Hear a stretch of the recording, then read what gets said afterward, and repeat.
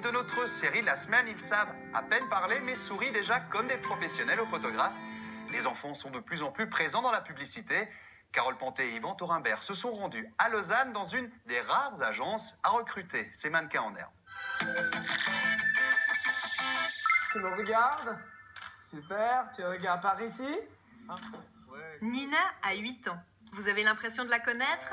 Rien d'étonnant. Cette petite neuchâteloise travaille comme mannequin depuis 3 ans. Son naturel et sa joie de vivre ont déjà fait craquer de nombreux clients. Le mannequinat, un travail ou un jeu? C'est un peu entre les deux. Parce que des fois, il faut être très sérieux, des fois, il faut jouer. Et c'est un peu entre les deux du coup. Ce sont ses parents qui l'ont poussée à l'âge de 5 ans, non sans lui demander son avis. Et c'est ça le plus important, qu'elle ait du plaisir à le faire et nous, ça nous fait aussi énormément de plaisir de la voir, une petite fierté aussi quand on la voit dans les pubs et des choses comme ça. Donc c'est vrai qu'il y a ce côté plaisir et fierté aussi qui nous touche. Depuis le début de sa carrière, elle est représentée par l'agence Kaizen. C'est l'une des seules du pays sur ce marché.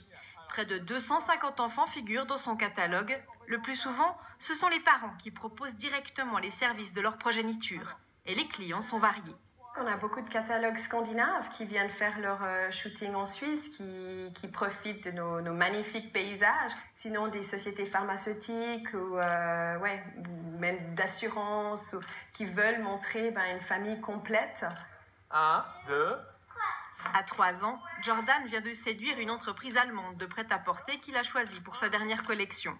Immortalisé de 6 jeunes mannequins, un exercice complexe que David Zerkin apprécie particulièrement. Vas-y.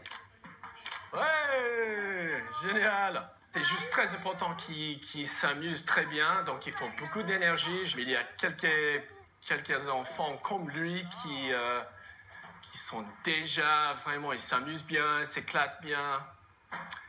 Et voilà, il y a des choses comme ça, il peut détruire le studio si on ne fait pas trop d'attention.